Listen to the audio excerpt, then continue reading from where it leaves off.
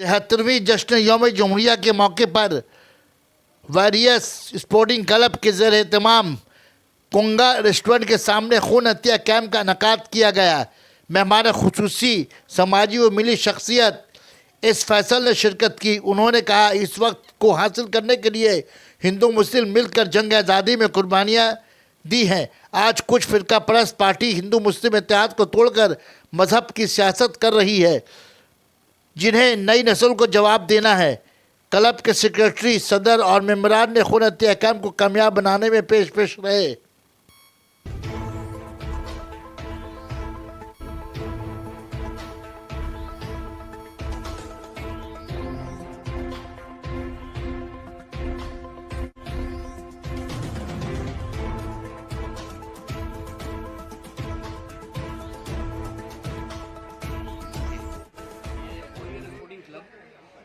हमारे यहाँ सब छोटे भाई लोग हैं, नेक काम हमेशा करते हुए आए हैं, करते रहेंगे इंशाल्लाह। मैं उम्मीद करता हूँ हर साल करते हैं इन लोग, हर साल इन लोग करते हैं और आने वाले जनरेशन को ये एक सीख होगा कि हाँ भाई, हम लोग को एकजुट होकर रहना है, अपना इत्तेहाद बना कर रखना है और इसी तरह से जो है एक दूसरे के काम आना है। ब्लड डोनेशन, रक्तदान जिसको महादान बोलते हैं, ये सबसे बड़ा कार्य है।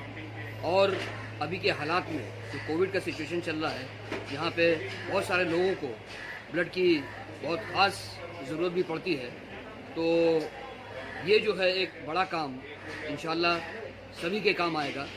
इसमें कोई जात पात धर्म का कोई यहाँ पर बेड़ा नहीं है, ये सबों के लिए है।